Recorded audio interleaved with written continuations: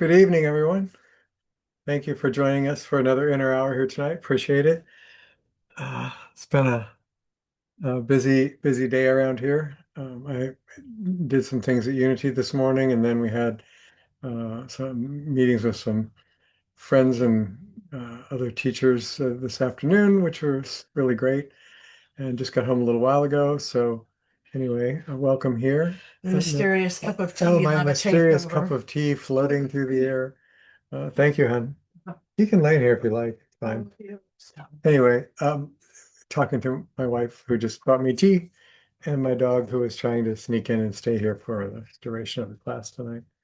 So I'm just going to take a moment of pause and invite you to do one too, if you like, to just kind of bring our attention present and let go of whatever else we may have been involved in today. So I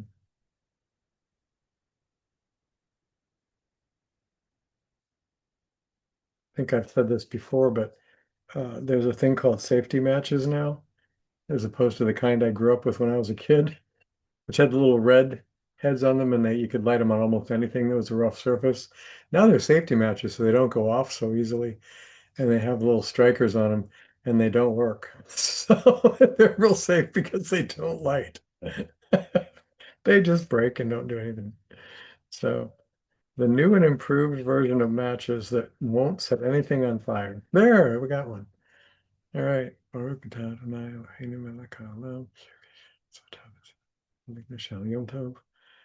Anyway, so there's my little candle, the inner hour candle. And then the multiple broken matches that won't light. So uh, we're continuing in our Great Souls series tonight. And I wanted to mention something just really anybody, I guess, who likes to look at the stuff that has been done at Unity. They record everything and they have their own YouTube channel, Unity of Fort Wayne. So I spoke today, but I spoke last week also, and a number of people have found last week's talk very helpful, I guess. And so they were going to watch it on YouTube afterwards because Unity records them and posts them to their channel, like I do at the Inner Hour. And um, and actually, a number of people talked to me about wanting to watch that again, either show it to their friends who weren't there or just watch it again. And so I thought I'd look at it and see how it came out. And it turns out that the previous week when Wanda spoke on Easter, the video was crystal clear, the audio was clear, it was lovely. And on my recording, it started out just fine. And about between 2 and 3 minutes into it, the sound, my audio completely dropped out. People in the room could hear it live at the time because the house mics were working, but apparently whatever they were using to take the feed from the mics into the computer to record it didn't work. So you have a video of me just, like an old Japanese movie, where you can't make out the words and I'm moving around, but you can't hear me. So sadly, that's probably not fixable or recoverable. But anyway, so that was a frustrating thing. And so my apologies to any of you who were trying to watch it because I was trying to watch it too.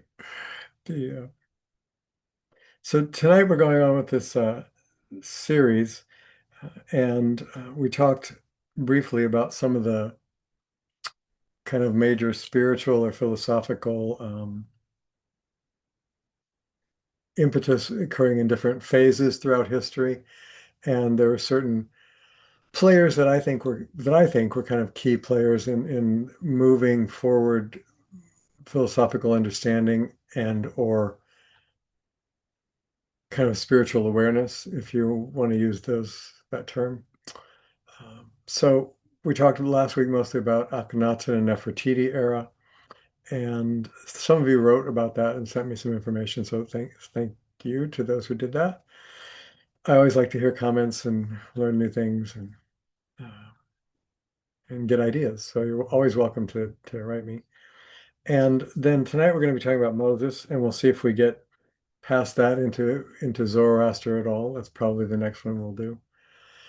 Again, for those of you who might have missed last week, because these are so old, exactly when Moses lived and taught and when the Exodus was, exactly when Zoroaster lived, we don't really know. There's a lot of speculation, and they kind of fall into two different time periods, as I said before.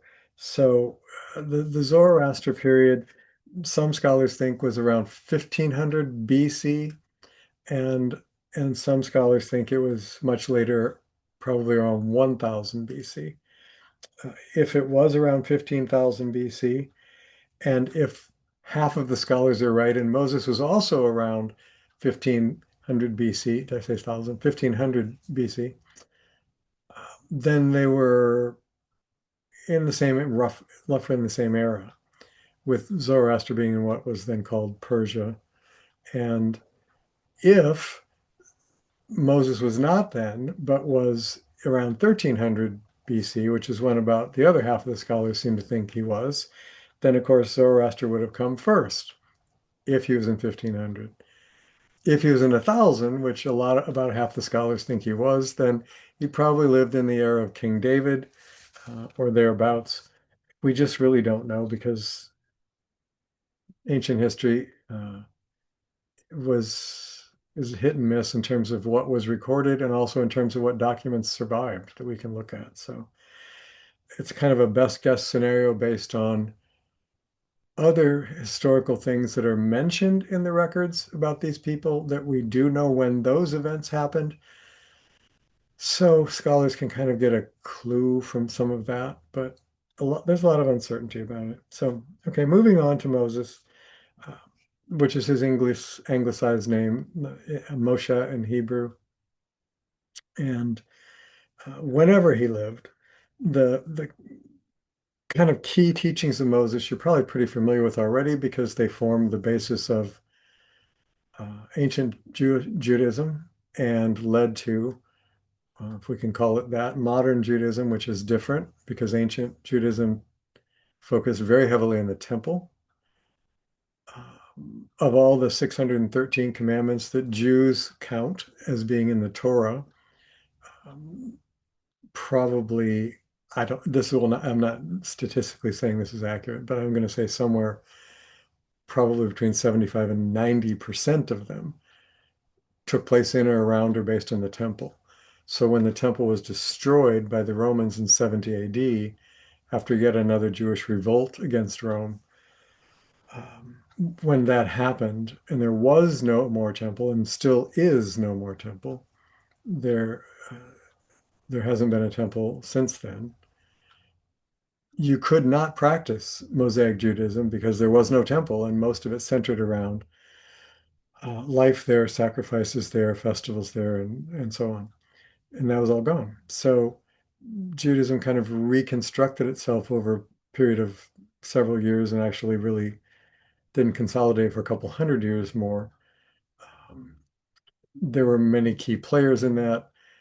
Basically, there was a school at Yavna that kind of preserved and codified a lot of those teachings and reoriented them toward personal practice in the home and toward local assemblies that we now call synagogues, which is actually a Greek word, but even Jews use that pretty much now. And basically means a place of assembly or a gathering place. It's sort of like Knesset in Hebrew.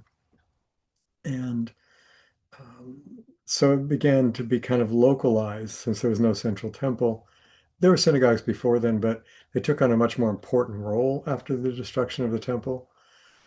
And um, early on, so this is kind of all about Mosaic Judaism. Then I'll kind of summarize what I think were some of Moses's main teachings. Mosaic or temple-oriented Judaism, synagogues existed then too, in local communities all over Israel. And the synagogues back then, a lot of people don't realize, were not places of prayer. Um, they've done extensive research in archaeology in the last few decades around all of that. They found many of the ancient temples. They found many inscriptions at the temples and many ancient writings in those early eras about the temples. In the temple practice, it was not a place of prayer or sacrifice. That's what the temple did. What was done at the synagogue was education, not prayer. The education in the synagogue consisted of reading the Torah. If you remember back in those days, um, all estimates are that the majority of the population was illiterate. And while they could certainly speak their own languages, primarily Hebrew and Aramaic, very few people could read them, and almost nobody could write them. So scholars and people that were called rabbis, that meant something different than the now just meant teacher. There was not a, there were no formal rabbinical schools or training centers or ordinations or anything like that. So the rabbis and teachers and scholars back then, um, first of all, Torahs were expensive and they were still in scrolls. You couldn't buy books or order it on Amazon. So they carefully guarded these sacred scrolls and would have to hand copy them, which took a long time, as you can imagine. And then they would read from them at the local synagogues throughout Israel, so that all the local communities had, most of them had synagogues where you could hear Torah being read. That's how they learned it. They didn't read it. They didn't study it at home. They couldn't. So they learned it through their synagogues, through whoever was teaching there. And then in addition to actually hearing the actual Torah read, then typically the teacher or rabbi there would give a commentary on the Torah, trying to explain it. This is what the Torah said. This is what Moses taught. And now here's what it means. Here's what we understand it to mean. Here's how we're going to practice it in our community. In some ways similar to Amish communities today, which are very localized, and local communities of Amish can have quite different practices from other local communities of Amish because it's all sort of determined by their local bishops who set the tone for their communities. So there are quite different practices in different parts of Israel based on how the rabbis understood and taught Torah to their communities. But that's what synagogues were for, was to distribute the knowledge of Torah among the Jewish people. And then later, once the temple didn't exist and there were no places to do the sacrifices because they were all temple oriented, there was no temple priesthood because there was no temple, and there was no prayers and festivals of the kind that were, or offerings of the kind that were held at the temple. Not all were animal sacrifices, some were grain offerings and different things. That didn't happen because there wasn't a temple. So at that point, synagogue life altered. And instead of being only a place that disseminated knowledge of the Torah and functioned as kind of a community center or great hall where people could exchange ideas and talk and make connections with others in the community, that community connection became even more important after the temple. And then they started incorporating prayers into the synagogue life. And they began to have things like Kabbalat Shabbat services and things like that, where they ushered in Shabbat with certain liturgies that they developed. They did a number of things that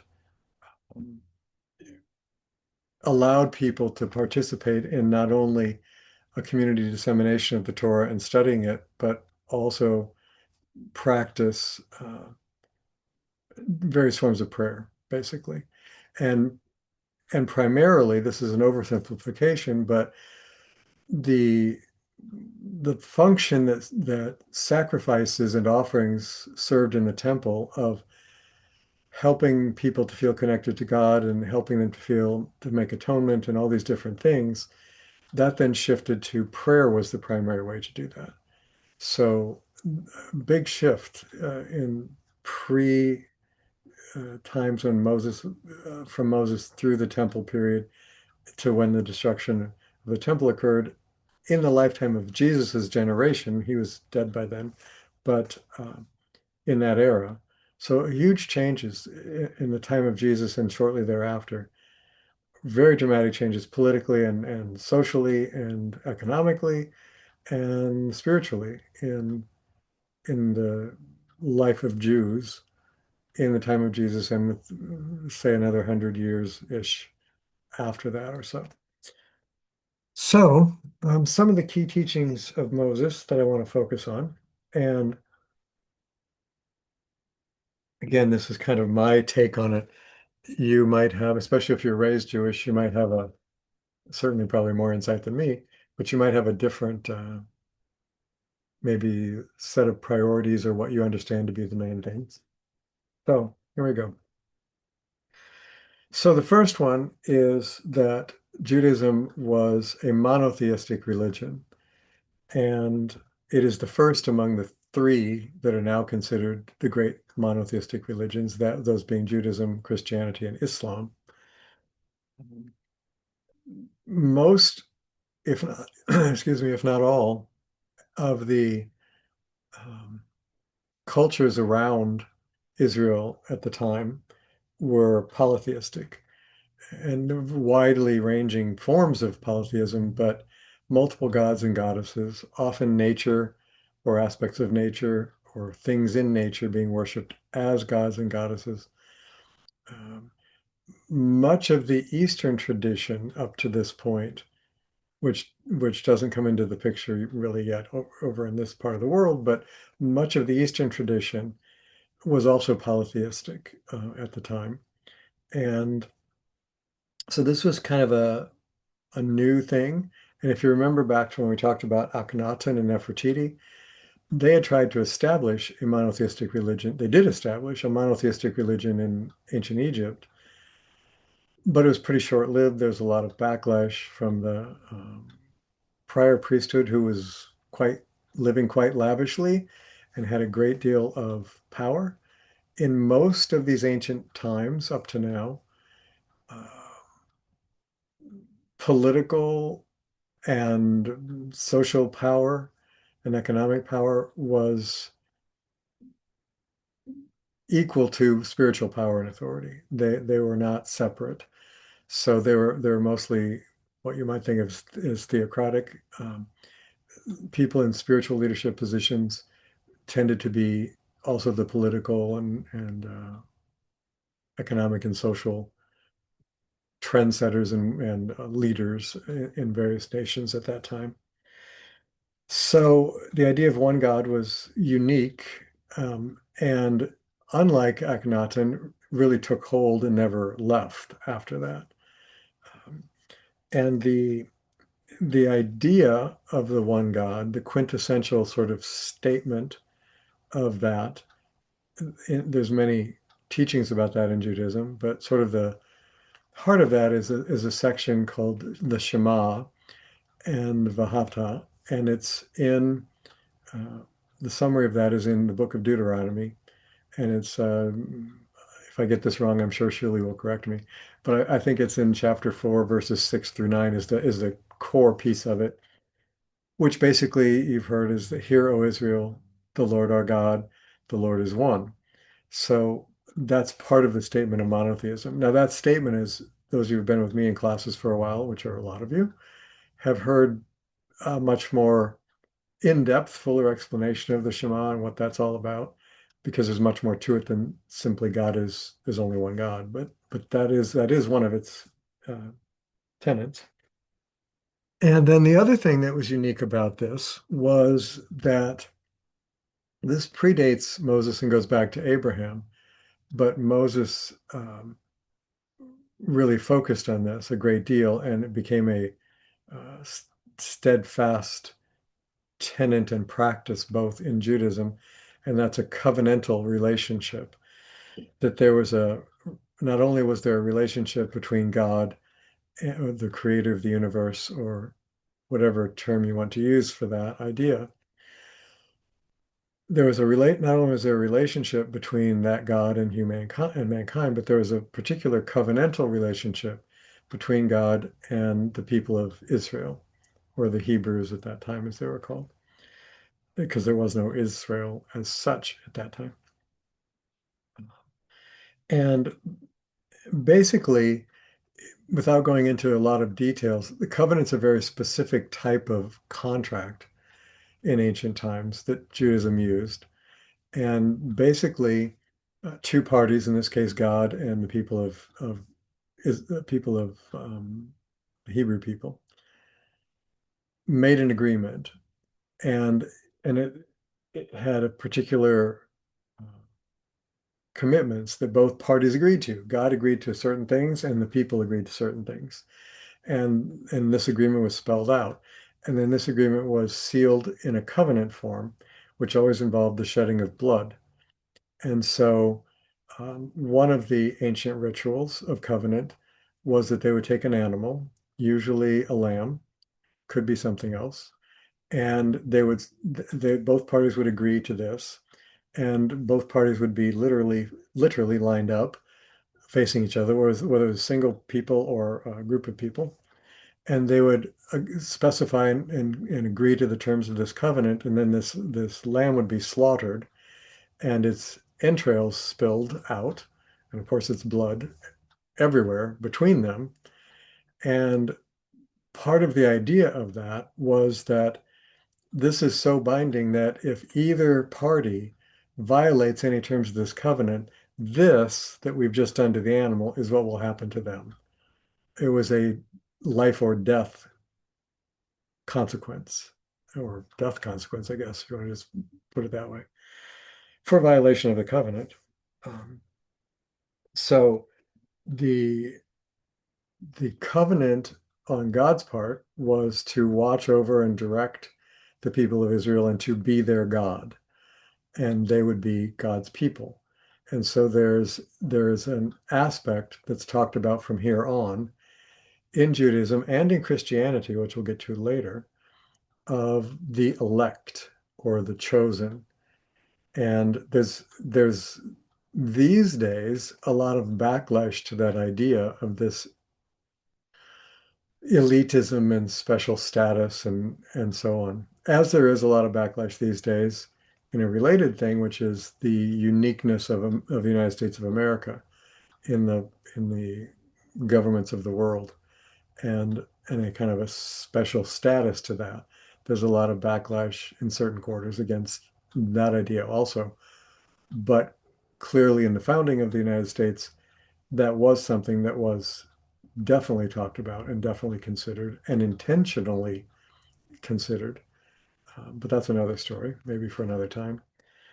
I would do on that because I find the founding period a really fascinating period, and but it's it's really hard to talk about that without politics now intervening as opposed to just talking about it as history, and it's so it can be a really touchy subject to people. But in a similar way, the Jewish people really felt that they were called by God to a special purpose, as did the founders of the country, this country, and who used a lot of these models, actually. So um, their unique calling, the Jewish calling, as they understood it, as I understand how they understood it, is that they were to, if you will, be the voice of God to the nations of the world.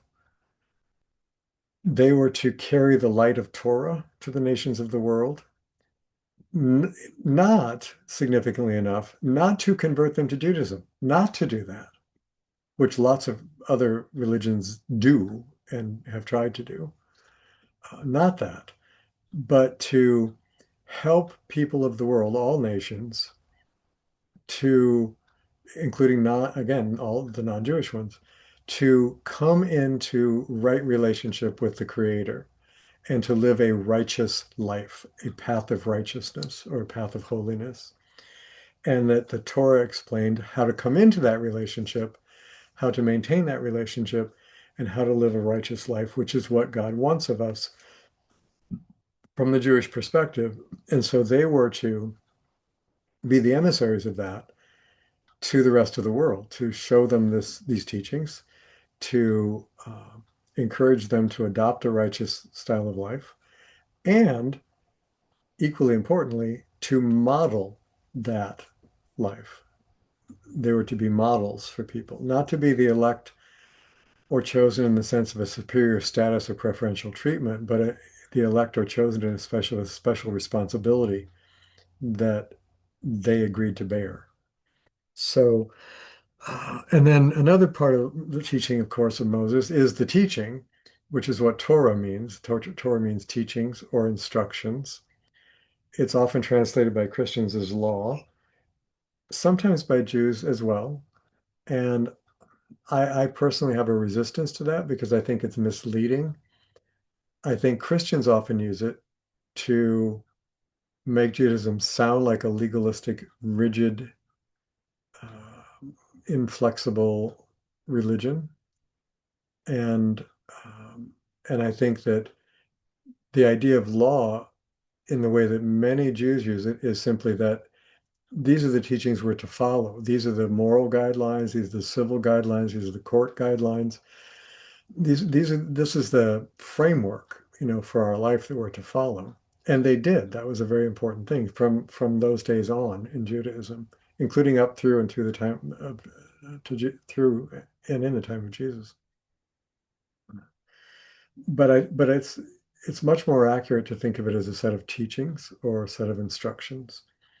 And those consist of the five books that Moses are attributed to Moses having written, which, as we've said before, there are always logistical problems with all these things. One of the books of the five that Moses wrote includes the story of his own death and burial, so that's a pretty good trick if he wrote that. But but anyway, those five books are the official Torah that everything else in Judaism is based on. And so that's a key part of it. And in the Torah,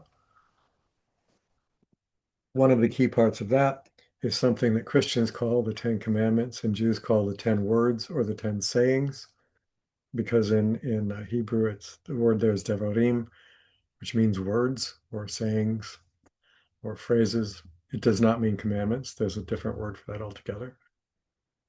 But it is a set of imperatives. You shall do this, you shall not do that.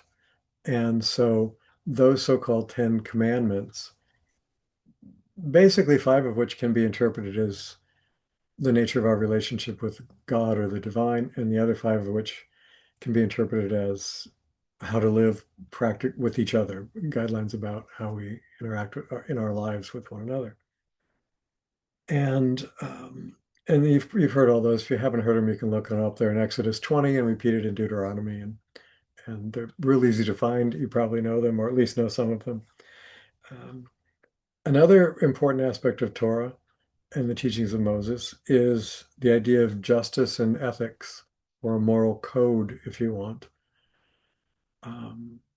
Moses set up a system of courts and judges. He set up a system of civil law and penalty for violations of those law that became the basis of English common law, which became the basis of the United States common law too, actually, but also written law. And most of the value system, this could be an overstatement, but I don't really think it is. Most of the ethical and moral values of Western civilization, at least up to now when we seem to be questioning everything, but most of those values had their origin in these teachings, in these codes that Moses set up. And then the other thing is that there was an insistence on obedience to these teachings and an accountability that people were held to for doing these things, implementing these things in their lives, not turning their back on it, not adopting different ways, not worshiping different gods, not violating, the thou shalt not murder and these various different instructions. And the word there, we've talked about this before, but I know almost all English Christian Bibles say in the Ten Commandments, thou shalt not kill. That is really not what it says. it really does say thou shalt Yeah, not that's it. commit murder Why can't we hear it? Well, because because it's not turned the down. the the idea of killing and murder are quite different. We've talked about that a bit before. So the instruction was to not commit murder. And then the other thing is with Moses that's very much emphasized, not so much as a teaching maybe as an action, but the idea of freedom and and the whole story of Exodus where Moses leads the Hebrew people who at that time, depending on again which scholar you believe, well over 400 years were enslaved in Egypt for well over 400 years. The most common figure is 480 years, but a long time. Long enough that basically what that means is, if you think about that, 400 years of something, that means that nobody was alive at the time of Moses that had ever known anybody who had ever known anybody who had ever known anybody who had ever known anybody that was not a slave, a Hebrew person. So there was no consciousness of freedom. There was just collective Hebrew memory of slavery. It had been going on a long time. So that was a radical thing that Moses did in freeing these people and then in telling them that they were free and helping them to understand what that meant that they were free and how to use that freedom and how to work with that freedom. So those are, from my estimation, some of the central points that Moses brought forward, which influenced almost everything that we now know. It influenced so much of Western civilization and thought. It influenced what became Christianity, which is an outgrowth of a Jewish movement that Jesus started. He never started Christianity, he never started a church, but Christianity was an outgrowth of all that based on the teachings of Moses. And as I said, it became a lot of the laws that we're familiar with now trace back their origins to these standards. And even some of the punishment codes that we have now still trace back to these particular, I guess, standards is a good way to put it.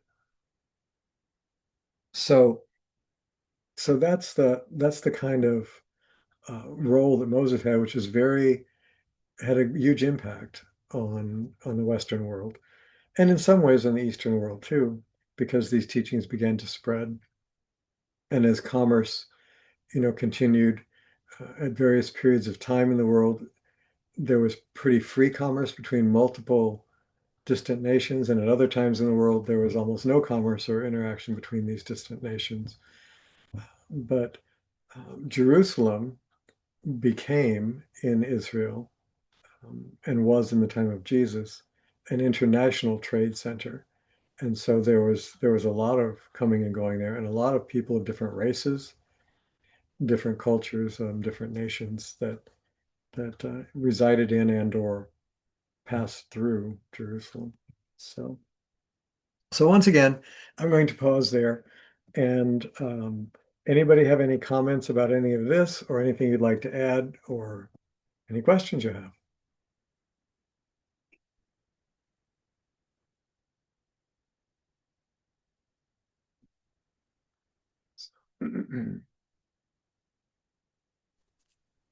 Yeah, Allison, please.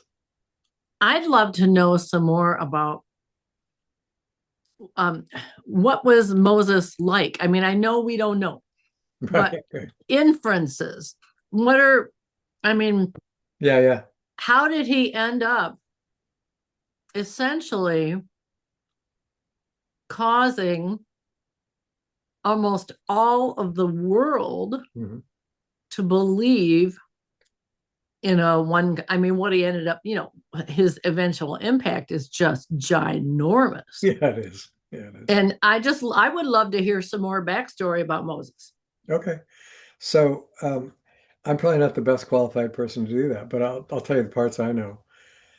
First of all, Moses was born as a Hebrew by all accounts, but raised as an Egyptian in the house of Pharaoh. So he had tremendous wealth and power when he started because of his position in Pharaoh's household. Most people don't talk about that, but that would have been true. He would have had that. His brother Aaron is unclear exactly how that affected him. Did he grow up in that household too? Did he not? How did that work? Very little that I'm aware of has been written about that historically. But the reason Aaron got involved, Moses uh, always had a problem speaking. Most scholars now believe it was a stuttering problem, but he was very uncomfortable speaking in front of people, and they think that's probably what the issue was a stuttering problem. And so he was incensed at the Egyptians' cruelty toward Hebrew people, especially when he saw one being beaten almost to death. He intervened, and that kind of turned everything around. And then he was inspired, the story of the burning bush, to do this exodus and to lead the people. He didn't want to do it. He tried to talk God out of it, saying, "I'm not the guy. I can't speak. I shouldn't be doing this." God said, "Nope, you're my guy." And so it eventually got placed on Moses' shoulders, and Moses said, "Well, under these conditions, Aaron has to talk for me because I can't do this. So if my brother can be involved in this, then okay." So it became a brother deal with Moses and Aaron. By almost all accounts, you can certainly see it in the biblical record, but in non-biblical accounts written about Moses as well, you see that he distinctly had a temper, that he was easily angered, that he was vindictive. This is not sounding very complimentary, I know, but there are many incidences of that. He was very zealously committed to trying to convey what he believed God had told him to the people and insistent upon them accepting it. He was very brave. He was very committed to uh, trying to fulfill what he thought God was asking of him to do. He was very involved with family life, with his wife and brother and other relations.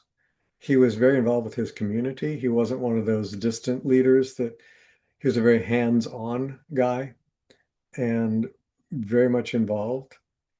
Even in the days of the Exodus, where they had a nomadic life for 40 years, um, he he was again very much the kind of center of the community and really ran things and really knew what was going on. He, of course, had other people who had to help him especially as things got organized because there was such a big group of people. Um, the so he was a good organizer. He was a pretty good delegator.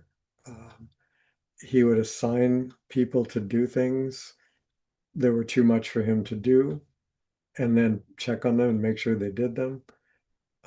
He was, by most accounts, pretty impartial, even though he had a big temper. He and would lash out. He was pretty impartial in terms of um, not not showing prejudice to somebody, this person versus that person or whatever, but more in terms of are they really fulfilling the role, that they're supposed to be doing. And and um, he was an advocate for his people with Aaron and with the judges once that system was set up. And he was, and then of course with Pharaoh in the whole Exodus process. He was also a an advocate with God, where many times he would try to intervene and say to God, "Okay, you need to these people are screwing up, but they're people and you made them, so it's kind of your fault they're screwing up. So give them a little leniency here. So he seemed to really care about his people. And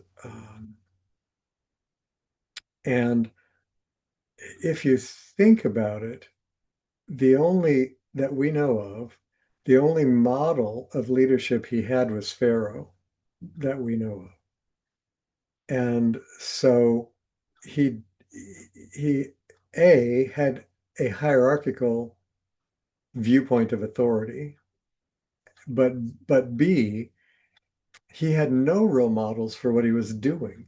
He was taking a very large group of people, probably a million, maybe more.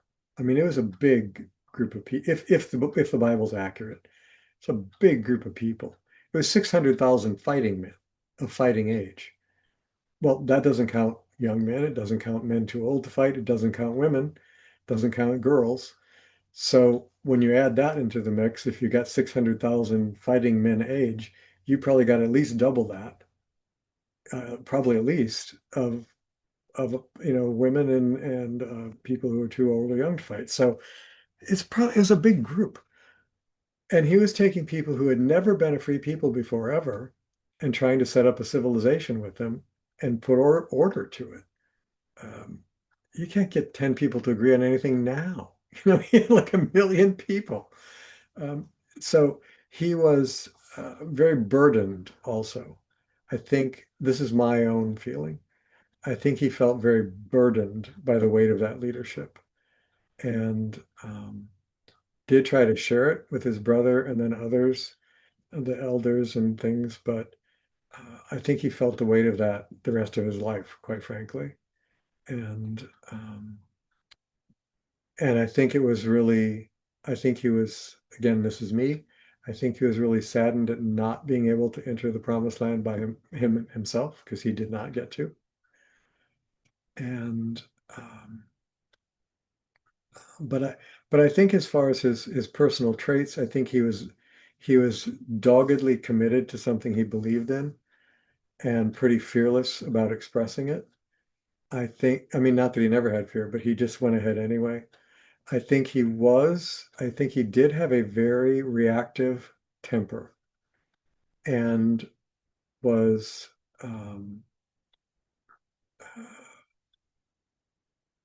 prone to extreme reactions when maybe a more level head might have served better. But that's my judgment on a situation I wasn't in. But I think those are probably fair depictions of his character based on biblical record and some non-biblical, again, writings about him. I think he was very much looked up to by many people. I also think he was very feared by many people. And I think there were a number of people who were continually upset with him. But, you know, given the size of people he was working with and being kind of an autocratic leader, that, who doesn't face that? So um, I think that, and I think that he knew that this was more significant than leading this group of people out from under the thumb of Pharaoh. I think he knew something. I think he knew God was doing a work here that was long lasting and that he was just the spearhead of that, but there would be much more to it. I think that from some of the ways he talks and from some of the systems he set up to be self-perpetuating and not need him anymore, as opposed to things that just oriented around him, and then when he was done, it would all fall apart again. So I think he was very visionary in that sense and believed it was something for the people of the world, not just the people in his immediate community. So that's my 2 cents worth on that. Hama, go ahead.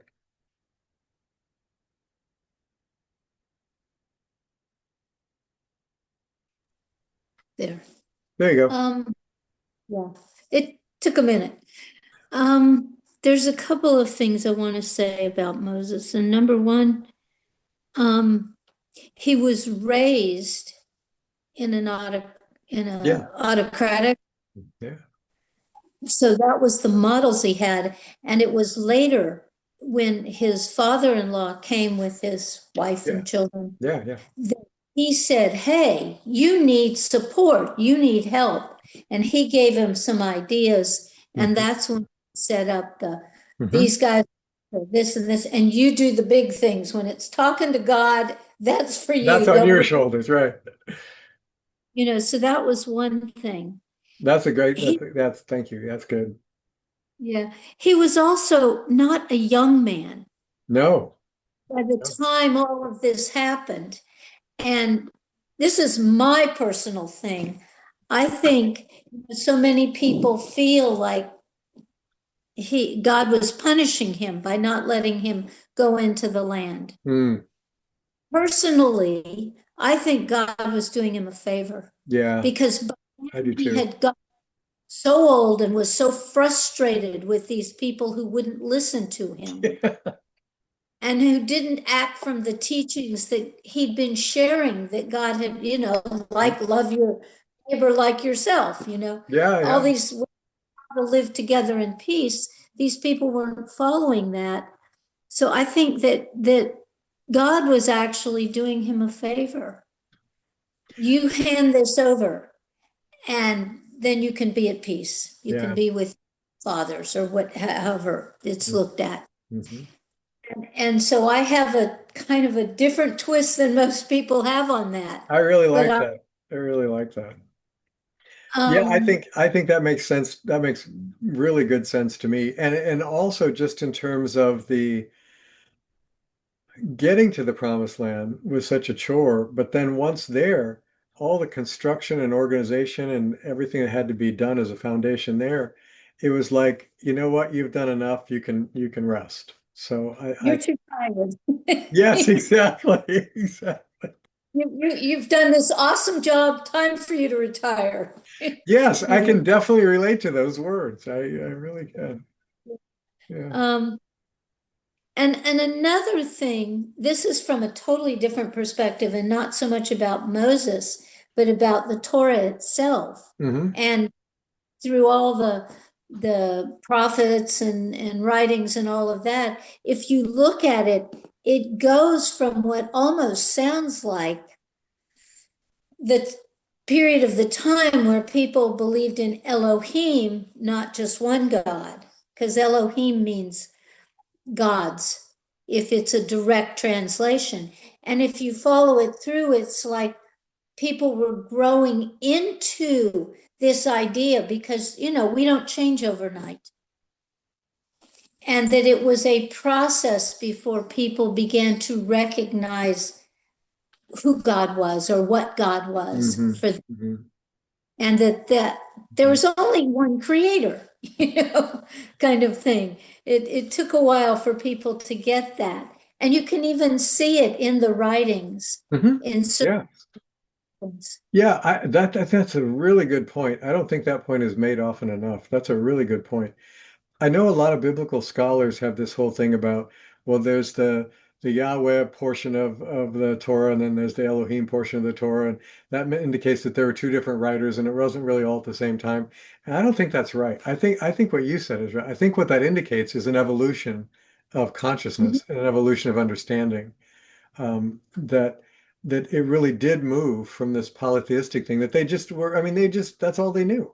They were surrounded by that to gradually understanding what Moses was trying to talk about when and plus he's I mean, imagine you've only known the God of the rock and the God of the sky and the God of the water and the God of the fire. You've only known those things, and then he's saying, no, there's just one.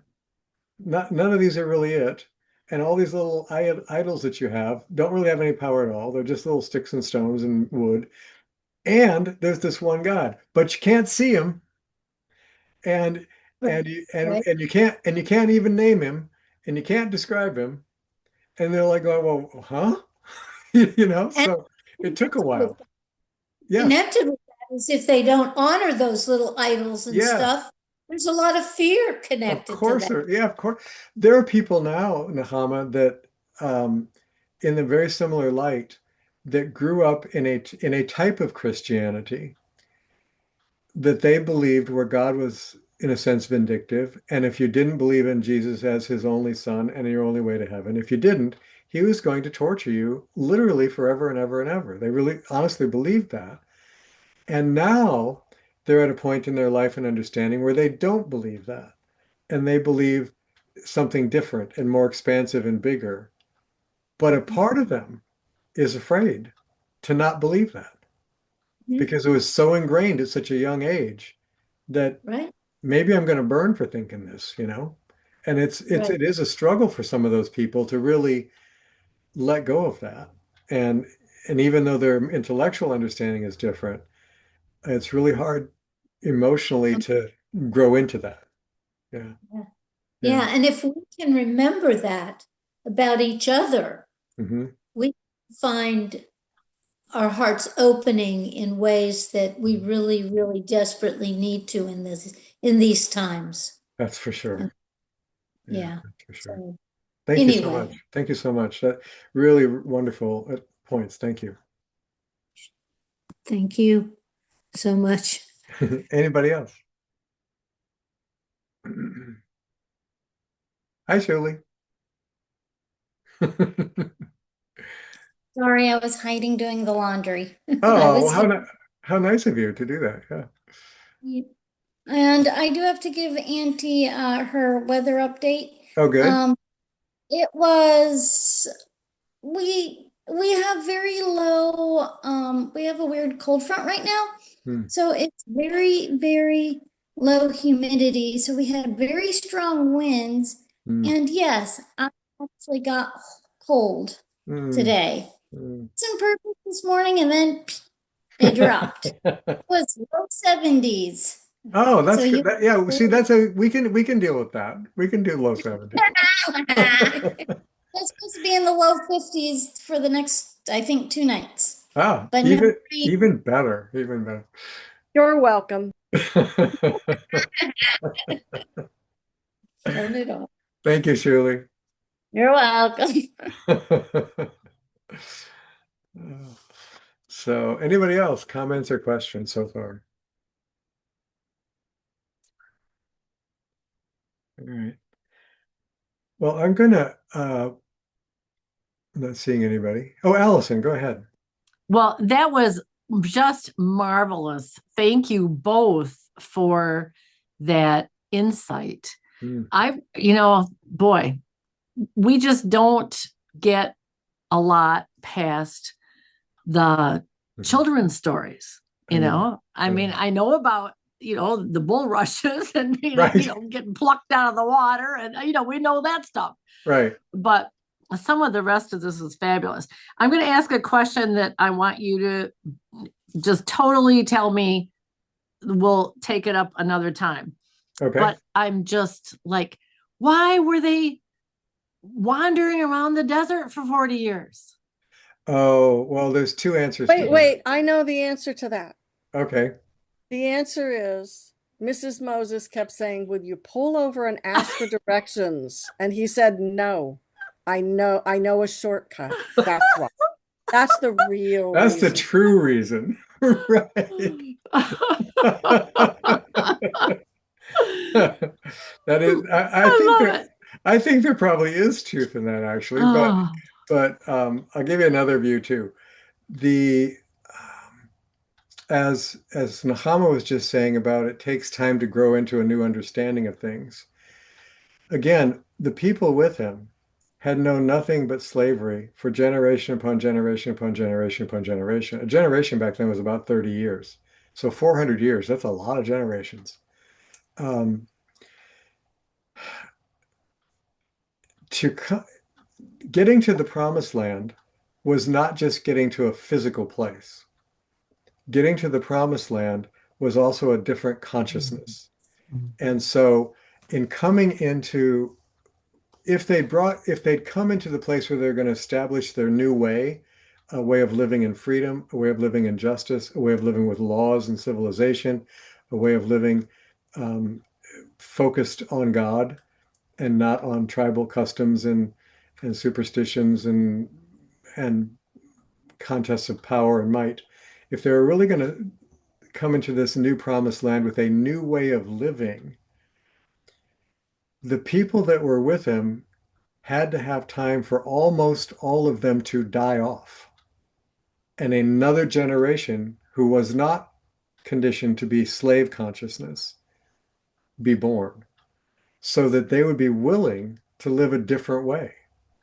There are multiple times in the Torah after people have been freed from slavery in Egypt, multiple times in the desert, where people came to Moses going, let's go back, let's go back, let's go back. This is terrible. Let's go back. And a lot of times, even people these days, like you see abused wives or whatever, or people in bad situations, and it's a familiar one, so they're more comfortable in a horrible situation than venturing into one that's totally foreign to them and unknown. So the part of the idea was there needed to be time for this new community to shift out of all the old ways of looking at things, all the old behavior patterns, all the old thought processes, all the old orientation, and begin to grow into this new way of looking at this one God and a new way of living a righteous life based on justice and peace and love. That is not how they lived. And to begin to grow into that. Our culture today can barely do that. And we've had a lot longer and a lot more training with it. But it took a while. And so part of the idea was that God was arranging it so that they were learning how to live as a community in the transit time. And they were allowing the people who tenaciously held to the old ideas to get old enough to die off, and to younger generations who'd be willing to embrace a different way to come forward and then put them in the place where they needed to anchor those new ideas. So That makes so much sense. Thank you very much. yeah, you're welcome. Very welcome. Thanks for your input and your good questions. We'll do one more, which is Aaron and Kaylee. Hey, welcome back, by the way. We just got up. I don't know if you guys saw, but this is specifically to Aaron and Kaylee. We sent out something about a week ago. Ani and I did a personal retreat. And so we haven't been doing emails or texts or phone calls or anything all week, which is for us been it was a really lovely and wonderful experience. And when we get together, I'll tell you more about that if you like, but really awesome. Anyway, I know you're back because I see you. So but I haven't responded to anything you might have sent, because tomorrow is when I start looking at emails and texts and getting caught up again. So No, you're good. You're good. I mean, anyway, I hope you had a lovely time. oh yeah, we did. Oh, yeah. We're still kind of recovering from it all. Lots of exploring, lots of Oh. swimming with sea turtles. And- Cool. I want to see pictures. I want to see more pictures when we get together. Absolutely. Yeah, and definitely some great and amazing stories that I know we won't probably be able to relay it to Shuli and Nahama, but since we don't talk as often, but I'm sure you guys talk more often, but when we tell you one of our stories, you're going to pass that story along because anyway, Cool. it was Cool. it was an amazing trip. But anyway, what I wanted to get to though, all I was going to say was on the topic of like how was Moses, like what was his personality, like all that. All I just want to say is if anybody's ever curious of a very different take on the personality of Moses, check out The Promised Land on YouTube. Because unlike anything that I ever thought Moses would be, that little mini series on YouTube totally caught me off guard and just presented the whole wilderness event in a completely different light that I couldn't even have imagined myself. I'm just like, wow, okay. Well, thanks for that encouragement, because I'd seen an ad for that and I was curious and I intended to watch it and then I totally forgot. So thank you for reminding me. I'm going to check that out. Hilarious. It's a It's like riot. The Office, but Promised Land style. Is that on YouTube? It's on YouTube? Yeah, it's free on YouTube to Okay. watch. And is it exactly accurate? No, Moses is definitely not like in his 80s, and I think Aaron, they portray him as being younger than Moses. But for those of us who know, we know, and everything else. It's just so It's fun. it's fun. It's Awesome. definitely the last thing you would expect. Awesome. Awesome. So Well, my other little personal thing to you guys is, as you can well imagine, Rafi is really missing his buddy. So sometime we have to connect and all get together and let the puppies get together too. Oh yeah. Absolutely. Zohar's been actually all of Rafi's toys are starting to survive. Oh, So He is Oh, not just like ripping them to shreds. So wow. that's new. Yeah. Cool. That's new. He is definitely ready for some Rafi time. All right. Well, I have a question about the sea turtles. Do okay. do they really slap each other's fins and push their heads together and say fin, noggin? I mean, I got close to two of them and it seemed like it was a legit thing. Okay, that's what I was pretty sure. For those of you who have not watched Finding Nemo, that will make no sense. But if you've watched Finding Nemo, that makes perfect sense. We saw lots of Dories. Oh, Oh, good. Yep. cute. Wonderful. Yeah, I Stuff. can't wait. So, Ani, you must have either connected with them or looked at something that I haven't seen yet, right? He just said about the sea turtles. Yeah, but I mean, did you look at their? Yes. I know they sent. Okay, yeah, because I haven't had a chance to look at that. I've been busy all day, so cool. I can't wait to catch up tomorrow. And by the way, those of you who have emailed or texted or left messages or whatever, I catch up tomorrow. So again, be patient a little bit because I have a hunch I haven't even looked because I have a hunch there's going to be a lot of them to catch up on. So I'm starting tomorrow to catch up. I'm gonna see y'all. I'm very round. Oh, I can't wait. I can't To the wait. point where breathing is getting a little difficult. Oh, yeah. And kicks are strong, or Yeah. punches or whatever they are strong. Yeah. That is for sure. Nice. Baby. Kung fu fighting.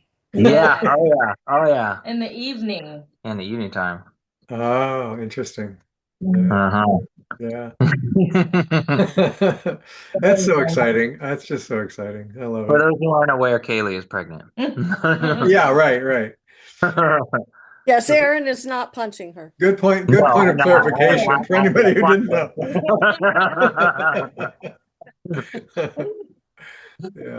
Yeah. All right. So, well, again, we're out of time. It's so lovely to have you both back. I'm glad you're back safe and sound and everything was lovely.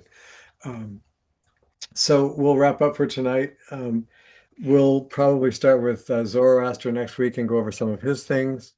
And whenever he lived, we're not sure, but one of the things we do know is that there are a lot of similarities between later Judaism, particularly Messianic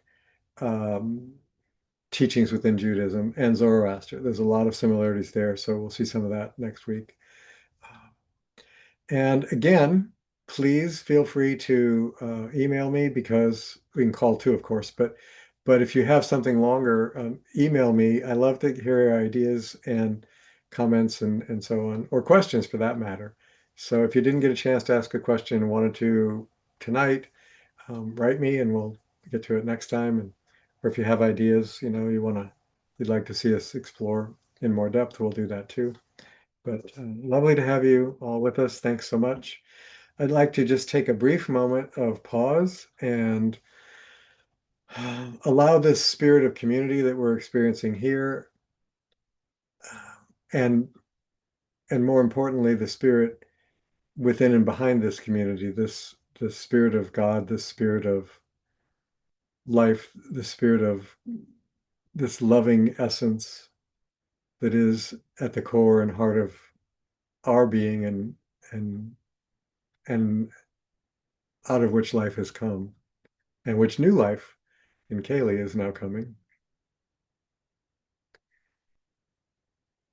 We just ask that in whatever way we can be of service to extending that love of God into the world, not to convert them to our beliefs or to our systems or anything in particular, but simply to inspire them to act with greater kindness and compassion toward one another, as all of the teachers within Judaism and Christianity have urged us so steadfastly. may that spirit of simple, loving kindness, even if faith in God is not yet awakened in someone, may that kindness at least begin to come forward. And may more and more people begin to really open to receive the reality of this divine that we call God into our lives and into our world.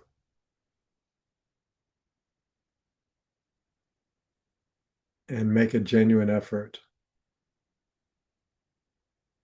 to be an instrument of that love in whatever way.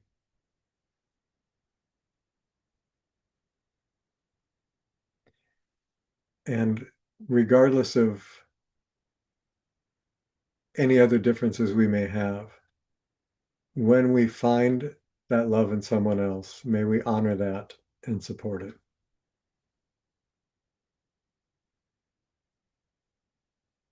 May this be a week of good health and prosperity and blessings for each of you. And may you be a blessing to those you encounter. Amen. Thank you all so much. Love you guys. I'm going to end the recording tonight, but thank you very much for being here, and I wish you have a good week. Thank you, Stephen. Oh, thank you, Jim. Love you, Stephen. Bye-bye, Annie. Oh, thanks, Bye-bye. Liz. Bye. Bye and hello. Hello. Love you. Bye. Bye, y'all.